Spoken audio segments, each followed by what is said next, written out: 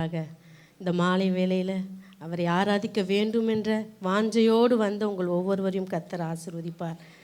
இருந்த இடத்திலிருந்து அப்படியே கண்களை மூடி, ஆண்டவரே நீர் எங்களோடு கூட பேசுங்கப்பா. உம்முடைய வார்த்தைகள் கர்த்தாவே எங்கள் இருதயங்களில் கிரியை செய்யட்டும் என்று சொல்லி ஒரு நிமிடம் அவரை நோக்கி பார்ப்போமா? ஹல்லேலூயா. குயவனே உம் கையில் களிமண்ணா உடைத்து உருவாக்கும். குயவனே உம் கையில் களிமண்ணா உடைத்து உருவாக்கும். என் சித்தம் அல்ல உம் சித்தம் நாதா, தருகிறேனும் கையிலே. என் சித்தம் அல்ல உம் சித்தம் நாதா, தருகிறேனும் கையிலே. என்னை தருகிறேன் உம் கரத்தில், என்னை படைக்கிறேன் உம் பாதத்தில். என்னை தருகிறேன் உம் கரத்தில், என்னை படைக்கின்றேன் உம் பாதத்தில். உருவாக்குமே என்னை, உருவாக்குமே என்னை, உருவாக்குமே. இந்த கரத்தில் என்னை தருகிறேன் ஆண்டவரே.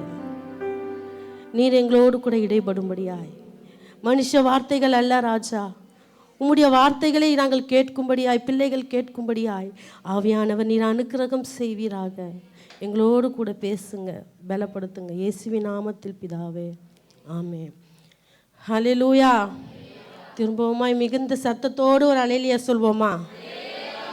ஆமென். எல்லாருக்கும் தெரிந்த பகுதி மார்க் 10வது அதிகாரம் 46வது வசனத்திலிருந்து 52 வசனம் வரைக்கும் ஒருவர் வாசிக்கலாம். பின்பு அவர்கள் எரிகோவுக்கு வந்தார்கள். அவரும் அவருடைய சீஷர்களும் திரளான ஜனங்களும் எரிகோவை விட்டு புறப்படுகிற பொழுது, தீமேயுவின் மகனாகிய பர்த்திமேயு என்கிற ஒரு குருடன் வழியருகே உட்கார்ந்து பிச்சை கேட்டு கொண்டிருந்தான். அவன் நசரனாகிய இயேசு வருகிறார் என்று கேள்விப்பட்டு, இயேசுவே தாவீதின் குமாரனே எனக்கு இரங்கும் என்று கூப்பிடத் தொடங்கினான். அவன் பேசாது இருக்கும்படி அநேகர் அவனை அதட்டினார்கள். அவனோ, தாவீதின் குமாரனே எனக்கு இரங்கும் என்று முன்னிலும் அதிகமாய் கூப்பிட்டான். இயேசு நின்று அவனை அழைத்து வர சொன்னார். அவர்கள் அந்த குருடனை அழைத்து, திடன்கொள், எழுந்திரு, உன்னை அழைக்கிறார் என்றார்கள். கடைசி வரைக்கும் வாசிக்கலாம். உடனே அவன் தன் மேல் வஸ்திரத்தை எறிந்துவிட்டு எழுந்து இயேசுவினிடத்தில் வந்தான். இயேசு அவனை நோக்கி, நான் உனக்கு என்ன செய்ய வேண்டும் என்றிருக்கிறாய் என்றார். அதற்கு அந்த குருடன், ஆண்டவரே, நான் பார்வையடைய வேண்டும் என்றான். இயேசு அவனை நோக்கி, நீ போகலாம், உன் விசுவாசம் உன்னை ரட்சித்தது என்றார். உடனே அவன் பார்வை அடைந்து வழியிலே இயேசுவுக்கு பின் சென்றான். ஆமென். ஹல்லேலூயா. இந்த ஸ்டோரி எல்லாருக்குமே நமக்கு தெரியும். இதிலிருந்து ஒரு 3 காரியங்களை சொல்லி நான் கடந்து போகலான்னு ஆசிக்கிறேன். நாம் நம்மளுடைய வாழ்க்கையில், அன்றாட வாழ்க்கையில் அநேக தேவைகளோடு இருக்கிறோம், அப்படி தானே? எனக்கு தேவையே இல்லை, நான் பரிபூர்ணமான ஆசீர்வாதங்களோடு, எல்லா நிறைவான ஆசீர்வாதங்களோடு இருக்கிறேன் என்று சொல்கிறவங்க கை தூக்குங்க பார்க்கலாம். அப்போ நம்ம ஒவ்வொருவருக்கும் ஏதாவது ஒரு தேவை இருந்து கொண்டே இருக்கிறது.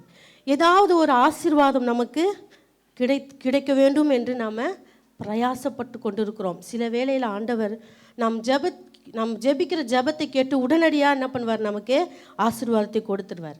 ஆனால் சில வேளைகளில் அநேக நாளாய் அநேக காரியங்களுக்காக, ஒரு சில குறிப்பிட்ட காரியத்துக்காக நம்ம அவரிடத்துல நம்ம கேட்டுக்கிட்டே இருப்போம். ஆண்டவரே என்னை ஆசீர்வதிங்கப்பா, இந்த காரியத்துக்காக எவ்வளோ நாள் நான் காத்திருக்கணும், இந்த காரியத்துக்காக எவ்வளவு நேரம் நான் காத்திருக்க வேண்டும் என்று சொல்லி நம்ம அநேக நாள் கேட்டுக்கொண்டே இருக்கிறோம். ஆனால் அந்த காரியம் நடைபெறவே இல்லை, தள்ளி கொண்டே போகுது. ஒரு மரத்தில் தூரமாக ஹைட்டில் ஒரு பழம் இருந்துச்சுன்னா அதை பறிக்க நம்ம நம்ம பிரயாசப்படுகிற மாதிரி எட்டி எட்டி என்ன பண்ணுறோம், பிடித்து கொண்டிருக்கிறோம். ஆனால் நம்ம கையில் அது இன்னும் என்ன பண்ணல, வரல. ஆனால் நிச்சயமாக ஆண்டவர் கொடுப்பார். அநேக வாக்குத்தத்தங்களை கர்த்தர் நமக்கு கொடுப்பார். நம்ம ஜெபிக்கும் போதெல்லாம் ஒரு வாக்குத்தத்தத்தை குறித்து ஆண்டவர் நமக்கு என்ன பண்ணுவார், தைரியப்படுத்துவார். நான் உனக்கு கொடுப்ப மகளே, உன்னை ஆசீர்வதிப்பேன்னு சொல்லிட்டு தைரியப்படுத்துவார். ஆனால் நம்ம காத்து காத்து காத்து காத்து நம்முடைய கண்கள் என்ன பண்ணுது, பூத்து போகுது. ஆனால் நமக்கு அநேக நேரம் ஏன் நம்ம இப்படி யோசிப்பது கூட இருக்கிறோம். நான் ஏன் எனக்கு இந்த காரியம் நடக்கலை, ஏன் இந்த ஆசீர்வாதம் எனக்கு கிடைக்கல, ஏன் இந்த தேவை எனக்கு நிறைவேற்றப்படலை, ஏன் என்னுடைய பிள்ளைகளுடைய வாழ்க்கை இப்படி இருக்கிறது, ஏன் எனக்கு நான் எல்லாருமே நம்ம சுற்றி பார்க்கும்போது எல்லா ஆசீர்வாதங்களோடு இருக்கிறது போல் நம்ம கண்களுக்கு தெரியலாம். ஆனால் என் வாழ்க்கையில் ஏன் இப்படி இருக்கிறது, என் வாழ்க்கையில் ஏன் இப்படி இருக்குதுன்னு சொல்லிட்டு மற்றவர்களிடத்தில் சொல்ல முடியாத அளவுக்கு கூட நமக்கு இருக்கிற பிரச்சனை நமக்கு மட்டும்தான் தெரியும். நமக்கு இருக்கிற தேவைகள் நமக்கு மட்டும்தான் தெரியும். இதிலிருந்து நாம் எப்படி விடுதலை ஆகலாம், எப்படி ஆண்டவர் இடத்துல இருந்து நம்ம ஆசீர்வாதத்தை பெற்றுக்கலாம் என்பதை விளக்குவதற்கு தேவன் உதவி செய்வாராக. 47வது வசனத்தை நாம் வாசிக்கலாம். அவன் நசரனாகிய இயேசு வருகிறார் என்று கேள்விப்பட்டு, இயேசுவே தாவீதின் குமாரனே எனக்கு இரங்கும் என்று கூப்பிடத் தொடங்கினான். இப்போ அந்த எரிகோவின் பாதையில் இயேசப்பா என்ன பண்றாரு, நடந்து போறாரு. நடந்து போகும்பொழுது அந்த பிச்சைக்காரன் என்ன பண்ணுறான், பர்த்திமேயு என்ற பிச்சைக்காரன் பிச்சை கேட்டுக்கொண்டு இருக்கிறான். அப்போ ஏதோ ஒரு சத்தம் கேட்கிறது, எல்லாரும் நிறைய கும்பலாக நடக்கிற மாதிரி. அப்போது கேட்கும் பொழுது அவன் என்ன பண்ணுறான், ஆண்டவரே நசரேயனாகிய இயேசு கிறிஸ்து இந்த வழியாக போகிறாருன்னு சொல்லிட்டு கேள்விப்பட்டு முதலாவது கூப்பிட தொடங்கினான். இயேசுவே தாவீதின் குமாரனே எனக்கு இறங்கும், ஏசப்பா எனக்கு கண்ணு தெரியாமல் நான் உட்காந்துருக்கிறேனே எனக்கு இறங்கும் என்று, நான் இந்த பிச்சை எடுக்கிற கோலத்தில் நான் இருக்கிறேனே எனக்கு இறங்கும் என்று முதலாவது என்ன பண்ணுறான், கூப்பிட தொடங்கினான். இப்போ வரைக்குமே நம்ம ஆசீர்வாதம் பெறாத ஒவ்வொருவரும் தேவனை நோக்கி நம்ம என்ன பண்ணியிருக்கோம், கூப்பிட தொடங்கி இருக்கிறோம், கூப்பிட்டுட்டே இருக்கிறோம். எப்பொழுதும் போல் ஒரு வாய்ப்பாடு போல் ஆண்டவரை என்னை ஆசீர்வதிங்க, என்னை ஆசீர்வதிங்க, என்னை ஆசீர்வதிங்க என்று சொல்லி நம்ம என்ன பண்ணிகிட்ருக்கோம், கூப்பிட்டு கொண்டே இருக்கிறோம். ஆனால் இங்கே கீழே வாசிக்கும் பொழுது அவன் பேசாதிருக்கும்படி சிலர் என்ன பண்ணாங்களா, அவனை அதட்டினார்கள். அதட்டும் பொழுது முன்னிலும் அதிகமாய் கூப்பிட்டான் என்று என்ன பண்ணுறது வசனம் சொல்லுகிறது, முன்னிலும் அதிகமாய். அப்போது கூப்பிட்டுட்டே இருக்கிறான், ஏசப்பா என் சத்தத்துக்கு செவி கொடுப்பார் என்று சொல்லி ஆண்டவரை குறித்து கூப்பிட்டு கொண்டே இருக்கிறான். ஆனால் ஆண்டவர் அந்த வழியாக தான் போகிறாரு, அதை கண்டுக்காமல் போயிடுறாரு. அதை கேட்டும் கேளாதவர் போல ஆண்டவர் என்ன பண்ணுறாரு, நடந்து போகிறார். ஏன் தெரியுமா, அங்கே அவனுடைய விசுவாசத்தை சோதிக்கும்படியாக ஆண்டவர் என்ன பண்ணுறாரு, கடந்து போகிறார். நாம் கூட அப்படி தான் இருக்கோம். ஆனால் ஒரு வித்தியாசம் தேவை. நம்ம கூப்பிடத்தில் எப்படி வேணும், வித்தியாசம். இது வரைக்கும் நம்ம ஆண்டவர் இடத்துல ஜெபிக்கிறோம் இல்லையா, எல்லாரும் ஜெபிக்கிற பிள்ளைங்க தான், எல்லாரும் வேதத்தை வாசிப்பீர்கள் தினந்தோறும் என்று நான் விசுவாசிக்கிறேன். அப்போது நம்ம தினமும் ஜெபிக்கிறோம், வேதத்தை வாசிக்கிறோம், அவரோடு நெருங்கி இருக்கிறோம். ஆனால் தேவன் எதிர்பார்க்கிறது என்ன தெரியுமா, நம்ம கூப்பிடுகிற முறைகளில் ஒரு வித்தியாசம் வேண்டும். என்னது, கூப்பிடுற முறைகளில் ஒரு வித்தியாசம் வேண்டும். ஒரு எக்ஸாம்பிள் சொல்கிறேனே, ஆண்டவர் எனக்கு 2 பிள்ளைகளை கொடுத்துருக்குறார். சின்ன பையன் எப்போவுமே அவன் அழுகிறது அப்படி தான் அழுவான், ரொம்ப சத்தமெல்லாம் போட்டு அழுவ மாட்டான். இப்போ தான் கொஞ்ச நாளாக இந்த வாரத்துலேருந்து தான் ரொம்ப அழ தொடங்கிக்கிறார் அவர். அப்போது நான் எதனா வேலை செஞ்சிட்ருப்பேன், வேலை செஞ்சுட்டு இருக்கும்போது அவன் அழ தொடங்குவான். என் செல்லமே ஏதோ வந்துடுறேன்ப்பா, என் செல்லக்குட்டி வந்துடுறேன் வெயிட் பண்ணுங்கன்னு சொல்லிவிட்டு நான் பாட்டு என்ன பண்ணுவேன், வேலை செய்வேன். இன்னும் அழ நிற்கலன்னா, அம்மா குழந்தை அழுகுறான் பாருமா கொஞ்சம் தூக்கி வச்சுக்குமான்னு சொல்லிட்டு என்ன பண்ணுவேன், என் வேலையை நான் செஞ்சுக்கிட்டே இருப்பேன். ஆனால் ஒரு முறை குழந்தை அழுகிற சத்தம் எனக்கு தெரியும், தாய்க்கு தெரியுமா தெரியாதா, உங்களுடைய கூக்குரல் தேவனுக்கு தெரியுமா தெரியாதா, நிச்சயமாக தெரியும். அப்போது ஒரு முறை நான் வேலை செஞ்சுக்கிட்டே இருக்கும் பொழுது எல்லாரும் இருக்கிறாங்க, குழந்தை வீருன்னு கத்துச்சு. எனக்கு தெரியும், இப்போ நான் செல்லமே நான் வந்துடுறேன்ப்பா என் கண்ணே நான் வந்துடுறேன்னு சொல்ல ஓடி போய் பார்த்தேன். உள்ளே போய் பார்த்தா ஒரு எறும்பு என்ன பண்ணுச்சு, குழந்தைக்கு உள்ள கண்ணில் போயிட்டு கடிச்சுதான் என்னன்னு தெரில, இறந்தே போயிட்டு இருந்துச்சு. அந்த எறும்பை எடுக்கிறதுக்கு ஒரு நாள் ஃபுல்லாக பிரயாசப்பட்டோம், முடியல. ஹாஸ்பிட்டலுக்கு போய் தான் நான் அந்த எறும்பை எடுத்தேன். அப்போது நம் கூப்பிடுகிற முறைகளில் வித்தியாசம் இருக்குது, அப்படி தானே? நம்ம எப்படி தான் கூப்பிட்டுருக்கோம், குழந்தை ரெகுலராக அழுவுதில்ல, அது போல் தான் அழுதுகிட்ருக்கோம் ஆண்டவர் இடத்துல. அழுது கூட மன்றாடி கூட நம்ம கேட்டுட்ருக்கோம், ஆண்டவர் இடத்துல கேட்குறோம், ஆண்டவரே இந்த ஆசீர்வாதத்தை கொடுங்க, இந்த தேவையை எனக்கு சந்திக்கணும்னு சொல்லிட்டு நம்ம கேட்டுக்கினே இருக்கிறோம். ஆனால் எப்படி கேட்குறோம், ரெகுலர் ஜெபம். என்னது? ரெகுலராக ஜெபம். நம்மளுடைய கூப்பிடுதலில் ஒரு மாறுதல் வேண்டும். நம்மளுடைய கூப்பிடுதலில் ஒரு மாறுதல் வேணும். சத்தத்தை உயர்த்தி கேட்கணும். எப்படி நம்ம மாறுதல், நம்ம ஜெபத்தை எப்படி மாற்றுறது? எல்லாரும் ஜெபிக்கிறது போல தானே நம்ம ஜெபிக்கிறோம். எப்படி நம்ம ஜெபத்தை மாற்றுறது அப்படின்னு நினச்சா, நம்ம ஆண்டவரிடத்தில் முறையாய் நம்ம அவருடைய சமூகத்தில் என்ன பண்ணணும்? நெருங்கணும். உங்களுக்கு எல்லாருக்கும் தெரியும், எனக்கு 2014 என்ன பண்ணுச்சு, மேரேஜ் ஆச்சு. கிட்டத்தட்ட 2023 தான் குழந்தை பிறந்தா, சியோனா. அப்போ கிட்டத்தட்ட 8 வருடங்கள் எனக்கு என்ன இல்லை, குழந்தை பாக்கியம் இல்லை. அதற்காக நான் ஆண்டவரிடத்தில் ஜெபிச்சுட்டே இருந்தேன். நான் மட்டும் இல்லை, எனக்காக எவ்வளோ பேர் ஜெபிச்சாங்க. ஆனால் 8 வருடங்கள் ஆண்டவர் என்னை காக்க வைத்தார். நான் எப்பவும் ஜெபிப்பேன். ஒவ்வொரு நாளும் ஜெபிப்பேன், வேதத்தை வாசிப்பேன். ஜெபிக்காமல் இருக்கவே மாட்டேன். அட்லீஸ்ட் 1 மணி நேரம் மாற்றணும் அவருடைய சமூகத்தில் அமர்ந்து ஜெபிக்கிற வழக்கம் உண்டு. அதுபோல் எங்கள் தகப்பனும் தாயாரும் எங்களை வளர்த்துருக்கிறார்கள். அதற்காக நான் தேவனுக்கு கோடாகோடியாக ஸ்தோத்தரிக்கிறேன். விசிட்டிங் போயிட்டு வருவாங்க. நாங்கள் 3 பேரும் வீட்டில் இருப்போம்.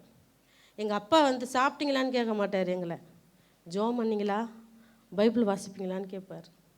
அதை நான் நினைத்து இன்னுமே பெருமைப்படுவேன். அந்த நேரத்தில் எங்களுக்கு கசப்பாக இருந்தாலும் அந்த ஜெப வாழ்க்கை தான் எங்களை இதுவரைக்குமா என்ன பண்ணுது, அவரோடு கூட நெருங்கி வாழ வைக்கிறது. அப்போது நான் ஜெபிப்பேன். ஒவ்வொரு நாளும் ஜெபிப்பேன். எப்படி தான் ஜெபிப்பேன், எனக்கு ஜெபிக்கும்போது எந்த டிஸ்டர்பன்ஸும் இருக்கக்கூடாது. அதனால் என் கணவருக்கு அப்போலாம் கம்பெனிக்கு கிண்டிக்கு வருவாங்க. எல்லா சமையல்லாம் செஞ்சு முடிச்சுட்டு எல்லாத்தையும் கொடுத்துருவேன். என்னுடைய வேலைகள் எல்லாம் முடிச்சிடுவேன். என் வீட்டில் உள்ள வேலைகள் எல்லாவற்றையும் முடித்துட்டு யாரும் இல்லாதப்போ உட்காந்து ஜெபிப்பேன். அப்போது இது வழக்கமாக ஜெபிச்சு கொண்டே இருந்தேன். அப்போது ஒரு நாள் ஆண்டவர் எனக்கு ஒரு காரியத்தை உணர்த்தினார். என்னென்னா, நீ நான் ஜெபிக்கிறேன், பைபிள் வாசிக்கிறேன். ஆனால் எல்லா வேலையும் முடிச்சுட்டு என்ன பண்ணுறேன், பைபிள் வாசிக்கிறேன். எல்லா வேலையும் முடிச்சுட்டு ஜெபிக்கிறேன். அப்போ ஆண்டவருக்கு நான் முக்கியத்துவம் கொடுக்குறேன்னா, தேவனுக்கு நான் முதலிடம் கொடுக்குறேன்னா அப்படின்ற ஒரு கேள்வி என் மனசில் என்ன பண்ணுச்சு, உருவானது. அப்போது நான் தேவனுக்கு நான் முதலிடம் கொடுக்குறேன்னா, தேவனுக்கு நான் முதலிடம் கொடுக்குறேனான்னு சொல்லிட்டு கேள்வி உருவானதுலேருந்து எனக்குள்ளே ஒரு மனபாரம் வந்துச்சு. ஆண்டவரே, நான் எல்லா வேலையும் செஞ்சுட்டு தானே நான் உங்களுடைய சமூகத்தில் உட்கார்றேன், எல்லா வேலையும் முடிச்சுட்டு தானே நான் உங்களுடைய சமூகத்தில் உட்கார்றேன்னு சொல்லிட்டு ஒரு தீர்மானம் பண்ணினேன். இனிமேல் என்ன பண்ணணும், ஃபஸ்ட்டு எழுந்திரிச்சு ஜெபிச்சுட்டு அதுக்கப்புறம் என்ன பண்ணணும், நம்முடைய வேலைகளை செய்யணும்னு சொல்லிட்டு தீர்மானம் பண்ணி 4 மணிக்கு எழுந்திரிச்சு என்ன பண்ணேன், ஜெபிக்க ஆரம்பித்தேன். 4 மணிக்கு எழுந்திரிச்சு ஜெபிக்க ஆரம்பித்தேன். அப்போது ஜெபிக்கும் பொழுது அது எனக்கு கஷ்டம்தான். ஏன்னா நான் ரொம்ப தூக்கத்தை விரும்புகிற ஆள். எங்கள் அம்மா அப்பாட்ட கேட்டால் தெரியும், நான் ரொம்ப நல்லா தூங்குவேன். வீட்டில் இங்கே இருக்கும்போதே 10 மணிக்கு தான் எழுந்திரிப்பேன். அப்போ நல்லா தூங்குவேன். சரி, அந்த நேரத்தை கூட என்ன பண்ணோம், ஆண்டவருக்கு கொடுக்கணும்னு சொல்லிட்டு ஒரு 4 மணிக்கு எழுந்திரிச்சு ஜெபிக்க ஆரம்பித்தேன். இதுக்கு முன்னாடி நிறைய நாள் நான் பிரயாசப்பட்டிருக்கேன். 5 மணிக்கு எழுந்திரிச்சு ஜெபிக்கணும். ஒவ்வொரு வருஷமும் நான் பொருத்தனை பண்ணுவேன், நினைப்பேன், ஒரு தீர்மானம் எடுப்பேன், ஜெபம் பண்ணணும்னு சொல்லிட்டு. அப்போது அது அட்லீஸ்ட் ஒரு 10 நாள், ஒரு 5 நாள் கூட என்னால் ஜெபம் பண்ண முடியாது. நான் என்ன பண்ணிவிடுவேன், அதை விட்டுருவேன். என் தூக்கத்தின் காரணமாக அதை விட்டுடுவேன். அதனால் நான் தீர்மானம் பண்ணி தேவன் என்கிட்ட உணர்த்துறதுனால என் ஜெப நிலையை கொஞ்சம் என்ன பண்ணேன், மாற்றினேன். அப்போ 4 மணிக்கு ஆண்டவருடைய சமூகத்திலேருந்து ஜெபிக்க ஆரம்பித்தேன். ஜெபிக்கும் பொழுது கரெக்டாக 1 மாதம் கூட இல்லை, செக் பண்ணும்போது டபுள் கோடு ஆண்டவர் என்னை ஆசீர்வதித்தார். அப்போ எத்தனை பெரிய கிருபைகள்! அப்போது நீண்ட காலமாய் காத்திருக்கிற ஆசீர்வாதங்கள் உங்களுக்கு வரணும்னா ஒரு மாற்றி ஒரு வித்தியாசத்தை என்ன பண்ணுங்க, ஏற்படுத்தி பாருங்களேன். உங்கள் வாழ்க்கையில் நிச்சயமாய் ஆண்டவர் என்ன பண்ணுவார், ஆசீர்வதிப்பார்.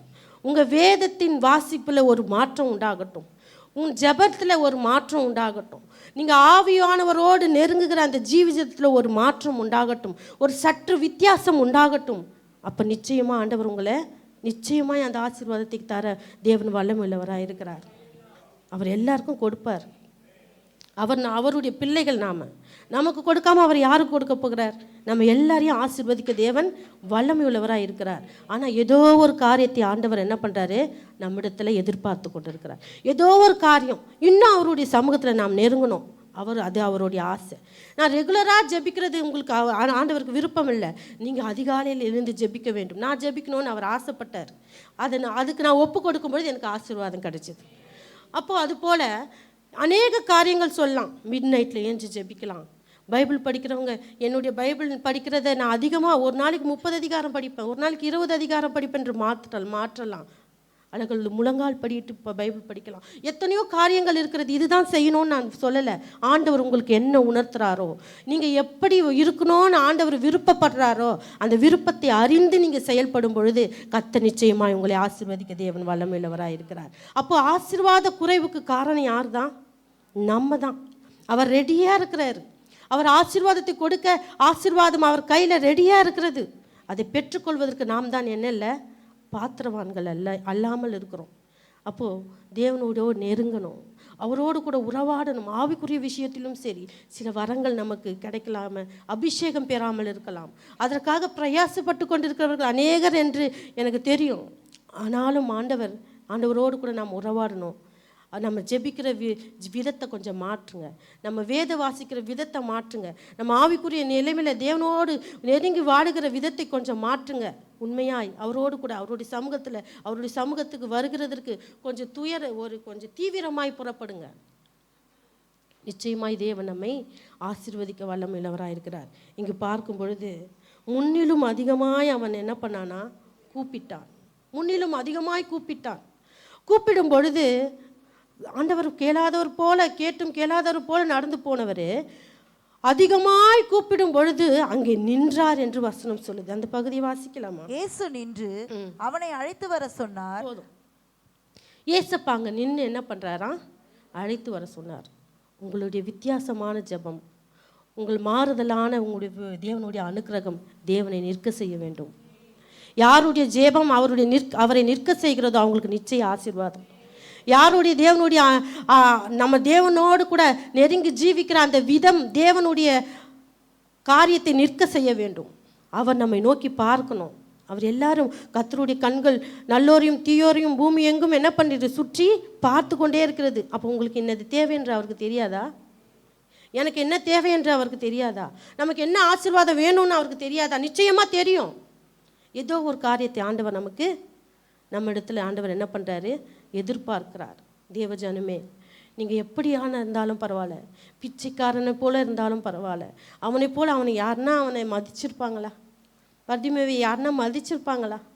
யாருன்னா அவனுக்கு பிச்சை சும்மா 2 காசை தள்ளி போட்டுட்டு அப்படி போகிற ஆளாக தான் இருப்பாங்க. ஆனால் தேவன் அவன் சத்தத்தை கேட்டு என்ன பண்ணார்? நின்றார். தேவன் என்ன பண்ணார்? நின்றார். அப்போது நம்முடைய ஜெபங்கள், நம்முடைய வாசிப்புகள், நம்ம தேவனோடு கொண்டிருக்கிற ஐக்கியம் தேவனை நிற்க செய்ய வேண்டும். அவர் நின்றுட்டார்னா நிச்சயமாக நம்மை ஆசீர்வதிப்பார். அவர் ஆசீர்வதிப்பது உறுதி. அப்போது தேவனோடு கூட நாம் இணைந்து அவரோடு கூட உண்மையாய் நாம் வாழும் பொழுது நிச்சயமான ஆசீர்வாதத்தை கர்த்தர் நமக்கு கொடுப்பதற்கு தேவன் வல்லமையுள்ளவராக இருக்கிறார். ஏதாவது ஒன்று விட்டு கொடுக்கலாம். இப்போ எனக்கு தூக்கம் அதிகமாக எனக்கு பிடிக்கும், அதை விட்டு கொடுத்த ஆண்டவருக்காக ஆண்டவர் என்னை ஆசீர்வதித்தார். உங்களுடைய வாழ்க்கையில் நிறைய உங்களுக்கு பிடித்தமான காரியம் இருக்கும் இல்லையா? சில பேர் நண்பர்களோடு ஒவ்வொரு நாளும் பேச விரும்புவீங்க. சில பேர் இந்த உலக பிரகாரமான டெலிவிஷன், இந்த ஃபோனில் கூட என்ன பண்ணுவீங்க, அதிக நேரத்தை அதோடு செலவிட விரும்புவீங்க. சில பேர் வேலைகளை செய்வதற்கு விரும்புவோம். அதை சமைக்கிறதே நம்ம என்ன பண்ணுவோம், அப்படியே சந்தோஷமாக சமைப்போம். அதுபோல் ஒவ்வொருத்தருக்கும் ஒவ்வொரு காரியம் இருக்குது. ஒவ்வொருவரும் ஒவ்வொரு காரியத்தை பிரியத்தோடு செய்வோம். அந்த பிரியமாக நம்ம செய்கிறோம்ல, அந்த நேரத்தை ஆண்டவருக்கு கொடுப்போம். நம்ம எதில் ரொம்ப பிரியமாக இருக்கிறோமோ, எதில் ரொம்ப ஐக்கியமாக இருக்கிறோமோ, எதில் ரொம்ப பிரியப்பட்டு அதை செய்கிறோமோ அந்த நேரத்தை ஆண்டவருக்கு கொடுப்போம். அந்த நேரத்தை ஆண்டவருக்காக செலவிடுவோம். அந்த நேரத்தில் அவருடைய ஊழியத்தை செய்வோம். அந்த நேரத்தில் அவருடைய ஜெபத்தை ஜெபிப்போம். அந்த நேரத்தில் பைபிள் படிப்போம். இது போன்ற ஆவிக்குரிய விஷயத்தில் நம்ம போய்கொண்டே இருக்கும் பொழுது அநேக ஆசீர்வாதங்களை கர்த்தர் நமக்கு கொடுப்பார். உங்களை கைவிடவே மாட்டார். இதோ உலகத்தின் முடிவு வரைந்தும் சகல நாட்களிலும் நான் உன்னோடு கூட இருக்கிறேன் என்று சொல்லுகிற தேவன் உங்களோடவே இருப்பார். உங்களை கைவிடவே மாட்டார். உங்களுக்கு பிரியமானதை ஆண்டவருக்காக ஒப்பு கொடுங்க, விட்டு கொடுங்க. உங்களுக்கு பிரியமான நேரத்தை ஆண்டவருக்காக விட்டு கொடுங்க. நிச்சயமாய் ஆண்டவர் உங்களை ஆசீர்வதிக்க தேவன் வல்லமையுள்ளவராக இருக்கிறார். முதலாவதாக பார்த்தோம், என்ன பார்த்தோம்?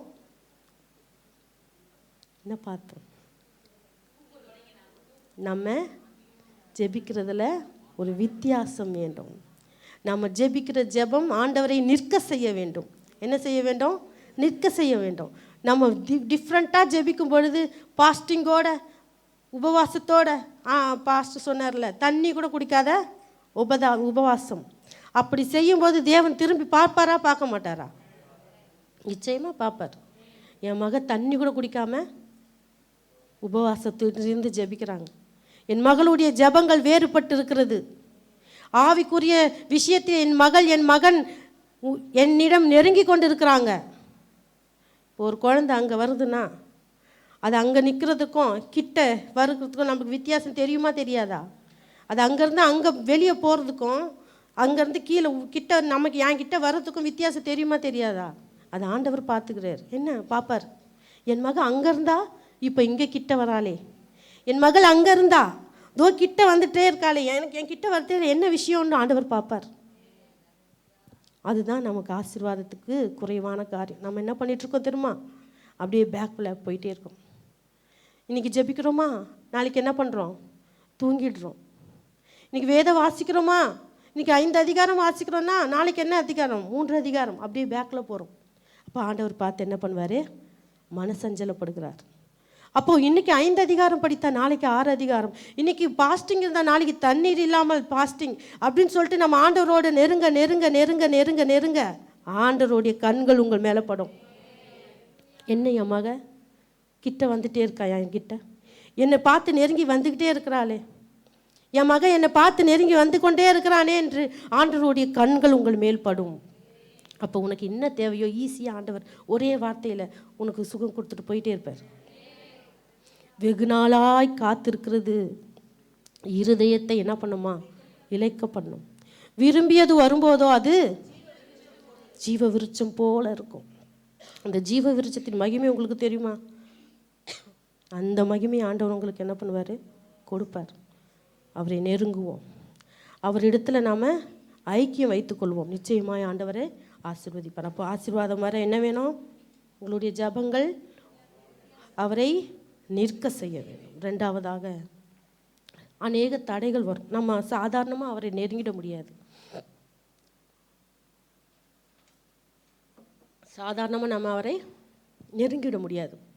அநேக தடைகள் வரும், அநேக காரியங்கள் நமக்கு தடைகள் வரும். இங்கே கூட நம்ம பார்க்கும் பொழுது அவன் பேசாதிருக்கும்படி அநேகர் அவனை என்ன பண்ணாங்களாம்? அதட்டினார்கள். என்ன பண்ணாங்களாம்? உனக்கு என்ன தெரியும், நீ அமைதியாக இரு, நீ பிச்சைக்காரன் தானே, அவ்வளோ பரிசுத்தமான நீ கூப்பிடுற குரலுக்கு ஆண்டவர் நீ நிற்கணுமான்னு சொல்லிட்டு அநேகர் என்ன பண்ணாங்களாம்? அவனை அதட்டினார்கள். அப்போ தடை பண்ணார்கள். இந்த ஆசீர்வாதம் இல்லை, இந்த தடை இல்லைன்ட்டு அநேகர் நம்மளை குற்றி கொண்டே இருக்கலாம், அநேகர் நம்மை தூசித்து கொண்டு இருக்கலாம். நீலாம் சர்ச்சுக்கு போகிறதானே அப்படின்னு சொல்லிட்டு அநேகர் சொல்லி கொண்டு இருக்கலாம். அந்த வார்த்தைகள் எல்லாம் தூக்கி போட்டுட்டு, அந்த தடைகள் எல்லாம் தூக்கி போட்டுட்டு ஆண்டவருடைய சமூகத்தில் நாம் நெருங்கும் பொழுது கர்த்தர் நிச்சயமாய் நம்மை ஆசீர்வதிக்க தேவன் வல்லமை உள்ளவராக இருக்கிறார். சாத்தான் ஆண்டவரோடு நெருங்குறவர்களை என்ன பண்ணுவான்? அவங்க மேலே தான் என்ன இருக்கும்? அவனுக்கு கண் இருக்கும். அநேக மக்களை ஏவி விடுவான், அநேக தடைகளை உருவாக்குவான். நம்ம ஆலயத்துக்கு போவோம்னு நினைப்போம், அப்போ தான் அநேக தடைகள் வரும். நம்ம ஜெபிக்கணும்னு நினைப்போம், அப்போ தான் நமக்கு தூக்கம் வரும். நம்ம ஜெபிக்கணும்னு நினைப்போம், அப்போ தான் நம்ம ஜெபத்தில் போய் உட்கார்ந்து கூட சிந்தனைகள் என்ன பண்ணோம்? வெளியே சுற்றி கொண்டு இருக்கிறோம். அநேக தடைகள், இப்படி சொல்லிக்கொண்டே போகலாம், நிறைய தடைகள். ஆனால் தேவனை விட்டு வழி விலகுகிறதுக்கு நிறைய வழி இருக்குது. தேவனோடு நெருங்குவதற்கு நாம் தான் முயற்சிக்கணும். தடை நிறைய வரும். விலகி போகிறதுக்கு தடைலாம் ஒன்றும் இல்லை. ஒரு நிமிஷத்தில் ஆண்டவரை விட்டு நம்ம என்ன பண்ணிடலாம்? விலகி போயிடலாம். ஒரு செகண்டில் அவரை விட்டு நம்ம விலகி போயிடலாம். ஆனால் அவரோடு நெருங்குறதுக்கு நிறைய தடைகள் வரும். தடைகளை கொடுத்துக்கிட்டே இருப்பான் சாத்தான், வந்துட்டே இருக்கும். ஆனால் அந்த தடைகளை மீறி மீறி மீறி மீறி நம்ம நடக்க நடக்க நடக்க நடக்க ஆவியானவர் நம்மை என்ன பண்ணுவார்? சுற்றி காத்து கொள்வார். அவர் சுற்றி நம்ம காத்து கொண்டுட்டார்னா அதுக்கப்புறம் தடைகள் நம்மளை ஒன்றும் என்ன பண்ண முடியாது? சேதப்படுத்த முடியாது. அவரோடு நம்ம நெருங்கி கொண்டே இருப்போம். அப்போ தடைகளை என்ன பண்ணோம்? தடைகளை உடைத்து நாம் எழும்பி வரணும். எந்த மாதிரி தடையாக இருந்தாலும் சரி அதை உடைத்து நாம் வரணும். ஆண்டவரிடத்தில் கேட்கலாம், ஆண்டவரே எனக்கு பரவாயில்ல, தூங்குனா பரவாயில்ல, ஜபத்தில் உட்காந்து தூங்குங்க 5 நாள், ஆனால் விட்டுறாதீங்க, அந்த நேரத்தை விட்டுறாதீங்க. சிந்தனை வெளியே சித்துனா பரவாயில்ல, 5 நாள் பரவாயில்ல, திரும்பி அந்த நேரத்தை விட்டுறாதீங்க, உட்காந்து ஜெபிங்க. நீங்கள் ஜெபிக்க ஜெபிக்க உட்கார உட்கார உட்கார ஆண்டவர் பார்ப்பார். இந்த தடைகளை ஒவ்வொன்றாய் உங்களை விட்டு ஆண்டவர் என்ன பண்ணுவார்? எடுத்து போட்டுருவார். அவருடைய வேலி உங்களை அணைத்து கொள்ளும். அவருடைய கரம் உங்களை காத்து கொள்ளும். நிச்சயமாய் ஆண்டவர் உங்களை ஆவிக்குரிய வாழ்க்கையில், ஆவிக்குரிய ரீதியில் உங்களை கர்த்தர் நித்தமும் நான் உங்களை நடத்துவதற்கு தேவன் வல்லமுள்ளவராயிருக்கிறார். முதலாவது நம்முடைய ஜபங்கள் அவரை நிற்க செய்யணும். ரெண்டாவது, எல்லா தடைகளையும் என்ன பண்ணோம்? நம்ம தான் என்ன பண்ணோம்? முறியடிச்சுட்டு வரணும். ஆனால் ஆண்டவர் என்ன பண்ணுவார்? அதற்கு உதவி செய்வார். மூன்றாவதாக விசுவாசத்தோடு நாம் என்ன பண்ணணும்? ஜெபிக்கணும். விசுவாசத்தோடு இருக்கிறோம். 50வது வசனத்தை படிக்கலாமா? இயேசு அவனை நோக்கி, நான் உனக்கு என்ன செய்ய வேண்டும் என்றிருக்கிறாய் என்றார். அதற்கு அந்த குருடன், ஆண்டவரே, நான் பார்வை அடைய வேண்டும் என்றான். 49 படிங்க. இயேசு நின்று அவனை அழைத்து வர சொன்னார்.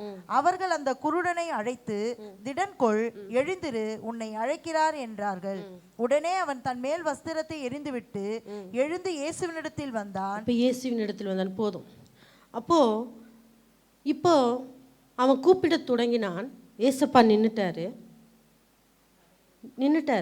ஆங்கில வேதத்தில் அசையாமல் நின்றாராம். அதே இடத்துல அந்த கூக்குரலை கேட்டு அசையாமல் நின்றாருன்னு ஆங்கில வேதத்தில் இருக்கிறது. அப்போது அவனுடைய கூப்பிடுகிற சத்தம் வித்தியாசப்பட்டதுனால தேவனை அசையாமல் நிற்க வைத்தது. இப்போ நம்ம நிற்க வைத்துட்டோம். அதுக்கப்புறம் நம்முடைய விசுவாசத்தை என்ன பண்ணுவார்? ஆண்டவர் பார்க்கிறார். அவன் என்ன பண்ணான்? போய் கூப்பிடுறாங்க மக்கள், உன்னை ஆண்டவர், கவலைப்படாத, ஆண்டவர் உன் சத்தத்தை கேட்டுட்டார், உன்னை அழைக்கிறார் அப்படின்னு சொல்லும் பொழுது தன்னுடைய மேல் வஸ்திரத்தை எரிந்து விட்டு என்ன பண்ணுறான்? நடந்து வருகிறான். இயேசுவிடத்தில் வருகிறான். இதோட எனக்கு இந்த பிச்சை எடுக்கிற இந்த பாத்திரமோ கோலோ எனக்கு தேவையில்லை அப்படின்னு சொல்லிட்டு எல்லாவற்றையும் விட்டுட்டு தன்னுடைய மேல் வஸ்திரத்தையும் எரிந்து விட்டு ஆண்டவர் இடத்துல வருகிறான். தேவஜனமே, மேல் வஸ்திரம் என்பது சில பாவங்கள் நம்ம மேலே இருக்கும் அப்படி தானே? நம்ம பெரிய பெரிய பாவம்லாம் செய்கிறதில்ல, கொலை செய்கிறது அது மாதிரிலாம் நம்ம செய்கிறதில்ல. ஒரு சின்ன சின்ன விஷயங்கள், ஆனால் அது ஆண்டவருக்கு பிரியமில்லாத காரியம். அநேக காரியங்கள் நம்மோடு கூட என்ன பண்ணுறது? ஒட்டி இருக்கிறது. ஜென்ம சுவாபம் நம்முடைய சரீரத்தில் என்ன பண்ணியிருக்கிறது? ஒட்டி இருக்கிறது, சரீரத்தோடு கலந்துருக்கிறது. அதை விட்டுட்டு விசுவாசத்தோடு ஆண்டவர் இடத்துல நம்ம என்ன பண்ணணும்? சேரணும். அப்போ தான் ஆசீர்வாதத்தை நம்ம என்ன பண்ண முடியும்? பெற்றுக்கொள்ள முடியும். அப்போ ஒரு சுயநலம். இப்போது எந்த பாவத்தை வேணான்னு எடுத்துக்கோங்களேன். உலகத்தில் பெரிய பெரிய பாவம் இருக்குல்ல, எல்லாமே எடுத்துக்கோங்க. எல்லாமே சுயநலத்தினால தான் வருது. இப்போ ஒருத்தனை கொலை செய்கிறான்னா அவன் என்ன பண்ணியிருப்பான்? இவன் என் அண்ணனை கொலை செஞ்சிட்டான், இவன் என் குடும்பத்துக்கு துரோகம் பண்ணிட்டான், அதனால் நான் இவன் வெட்டுறான். அப்படி தானே? அப்போது ஒரு வேறு விதமான பாவமாக இருந்தாலும் என் சுய இச்சைக்காக, என் சரீர இதுக்காக ஒரு பெண் என்ன பண்ணுறான்? பாவத்துக்குள்ளாக செய்கிறான். அப்போது அநேக பாவங்களை நாம் நினைக்கும் பொழுது அதுக்கு முன்பாக நிற்கிறது என்னது? சுயநலம். என்னது? சுயநலம். எனக்காக நாம் கூட என்ன பண்ணுறோம்? அநேக காரியங்களை செய்கிறோம். ஜபிக்காமல், வேத வாசிக்காமல், இந்த ஜபிக்கிறத விட ஒரு காரியம் நமக்கு இன்பமாக இருக்கிறது. அப்போ நம்முடைய சுயநலத்துக்காக எனக்கு இன்பமானது எதுவோ அதை தான் நான் செய்வேன் அப்படின்னு சொல்லிட்டு தான் ஆண்டவருடைய சமூகத்தை விட்டு நம்ம என்ன பண்ணுறோம்? போகிறோம். எனக்கு முக்கியமான ஆள் அவங்க, அதனால் அவங்களுடைய ஃபங்க்ஷனுக்கு நான் போக வேண்டும் சொல்லிட்டு நம்முடைய சுயநலைக்காக, என்ன அவங்க மதிக்கிறாங்க அப்படின்றதுக்காக, சுயநலத்துக்காக நம்ம என்ன பண்ணுறோம்? தேவனுடைய சமூகத்தை விட்டுட்டு நம்ம போகிறோம். அப்போது அநேக பாவங்கள், அநேக காரியங்கள் சுயநலத்தினால் தான் வருகிறது. அந்த சுயநலத்தை நம்ம என்ன பண்ணிட்டோம்? எரிந்து விட்டு போனோம். அதான் பக்தன் அழகாக பாடுறாரு. சுயமென்னில் சாம்பலாய் மாற சுத்தாவியே அனல் மூட்டும், ஜெயம் பெற்று மாமிசம் சாக தேவா அருள் செய்யுமே. சுயமென்னில் சாம்பலாய் மாற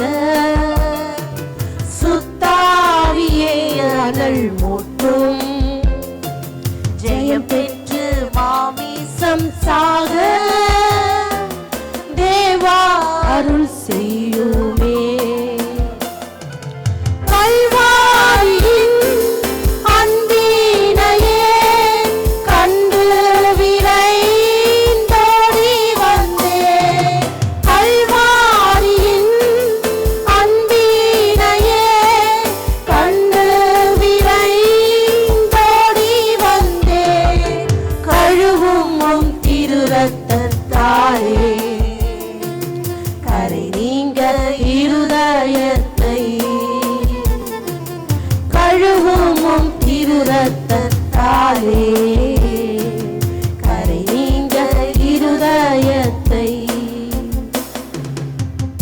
மற்றவர்கள் மீது கசப்பு, வைராக்கியம், சுயநலம், நமக்காக நமக்காக நமக்காக என்று சொல்லி ஆண்டவரை விட்டு நம்ம கடந்து போய் கொண்டே இருக்கிறோம்.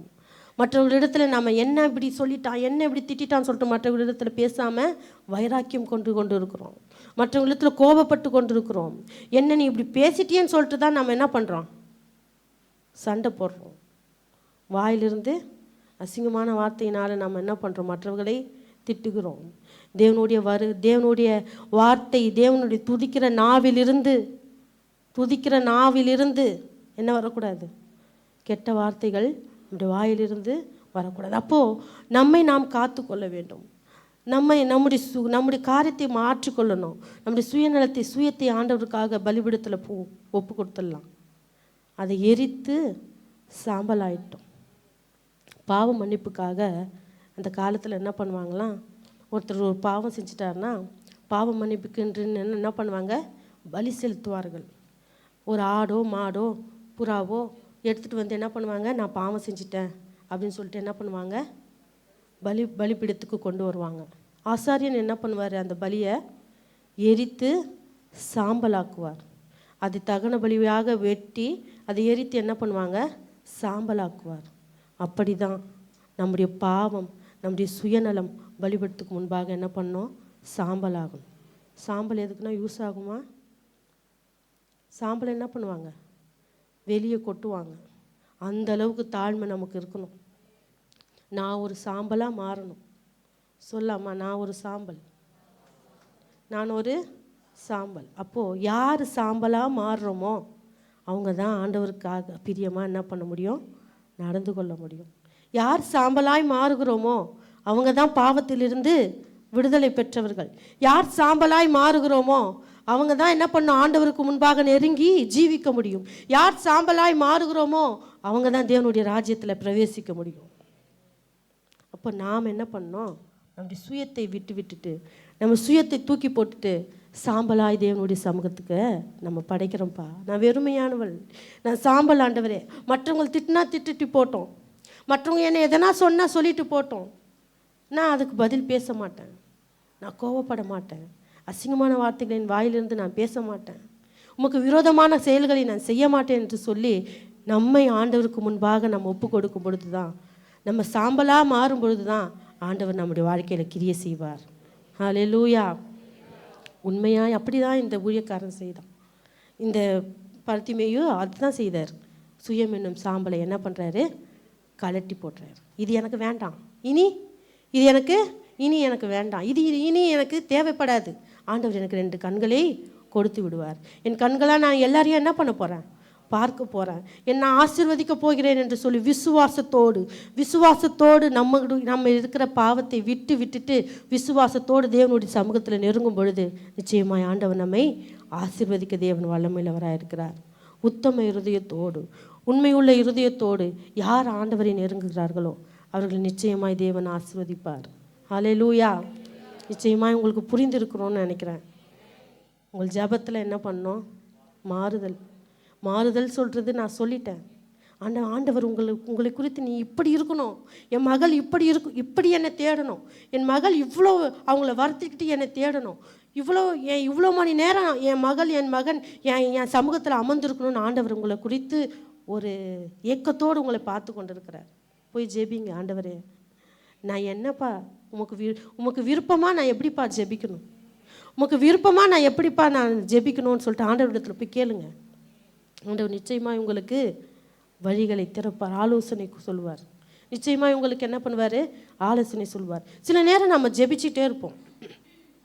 நம்ம 1 மாதம் ஜெபிச்சிட்டோன்னு வைங்க, தொடர்ந்து நமக்குள்ளே ஒரு எண்ணம் வரும், நான் ஜெபிச்சிட்டேன். வருமா வராதா?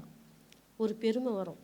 நான் ஜெபிச்சிட்டேன், நான் வந்து ஜெபம் பண்ணிட்டேன், நான் வந்து வேதத்தை வாசிட்டேன், நான் ஆண்டவருக்கு முன்பாக எல்லா ஆராதனையும் கலந்து கொள்கிறேன், நான் உத்தமமாக இருக்கிறேன், நான் பாவம் செய்யாமல் உத்தமமாய் உண்மையாய் தேவனுடைய சமூகத்தில் நான் இருக்கிறேன்னு சொல்லிட்டு நமக்கு ஒரு மன திருப்தி உண்டாகும்.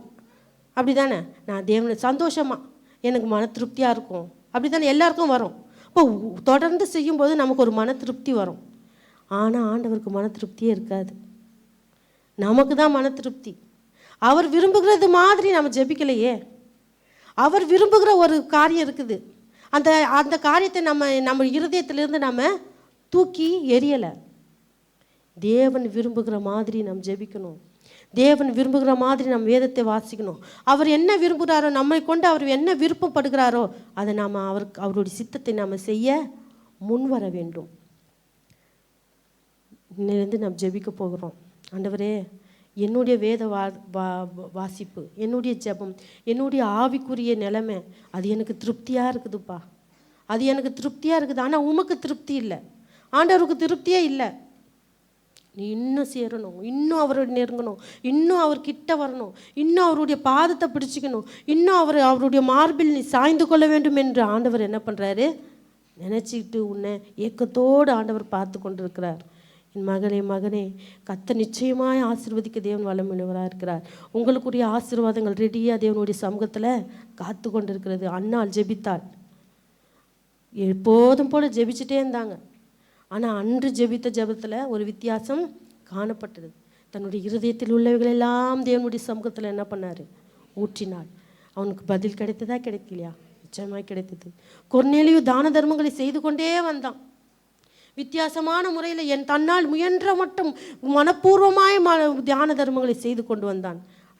தான தர்மங்கள் தேவனுடைய சமூகத்தில் எட்டினதா இல்லையா? எட்டினது. நிச்சயமாய் உங்களுடைய வாழ்க்கையில் ஆண்டவர் நிச்சயமான ஆசீர்வாதத்தை கட்டளையிடுவதற்கு தேவன் வல்லமையுள்ளவராக இருக்கிறார். அவர்கள் உங்களுடைய ஜெபம் அவரை நிற்க செய்ய வேண்டும். உங்களுடைய தேவனோடு நெருங்குதல் அவருடைய சமூகத்தில் அவர் நம்மை திரும்பி பார்க்க செய்ய வேண்டும். நிச்சயமாய் தேவன் உங்களை ஆசீர்வதிப்பார். எல்லோரும் முழங்கால் படியிட்டு அப்படியே ஒரு நிமிடம் நம் தேவனுடைய சமூகத்தில் ஒப்பு கொடுப்போமா? ஆண்டவரே, நான் இப்பொழுது ஜெபிக்கிற ஜெபம் அது போதாதுப்பா. இப்பொழுது வாசிக்கிற வேத வாசிப்பு அது போதாது. நான் உம்முடைய சமூகத்தில் நெருங்கி இருக்கிறது போல நான் இருக்கிறேன். ஆனால் இன்னும் நான் உண்மை நெருங்கலை. நான் உம்முடைய சமூகத்தில் நான் ஒவ்வொரு நாளும் நான் நெருங்கி எல்லாரை காட்டிலும் நான் உம்மோடு கூட இருக்கிறது போல எனக்கு தோன்றுகிறது. ஆனால் உமக்கு முன்பாக அது இல்லை ஆண்டவரே. நீங்கள் விரும்புகிற மாதிரி நான் ஜெபிக்கணும்ப்பா. ஏதோ ஒரு காரியத்தை நீங்கள் என் வாழ்க்கையில் எதிர்பார்த்துருக்கீங்க. எல்லாரும் உங்களுடைய மனதில் சொல்வோமா? ஏதோ ஒரு காரியத்தை ஆண்டவர் உன்னிடத்தில் எதிர்பார்க்கிறார். நீர் இன்னும் அவரை சேரணும், இன்னும் அவரை வாஞ்சையோடு தேடணும், இன்னும் அவரை மனதார நேசிக்கணும். அவரை தவிர மற்றவர்களை நேசிக்கக்கூடாது. உங்களுடைய நேசம் அவரிடத்துல மரணத்தை போல வலிதாய் காணப்பட வேண்டும் என்று அவர் விரும்புகிறார். ஆண்டவரே, எங்களுக்கு பலன் தாங்கப்பா, என் பலன் தாங்க ஆண்டவரே என்று சொல்லி கேட்போம். ஹல்லேலூயா, ஹல்லேலூயா.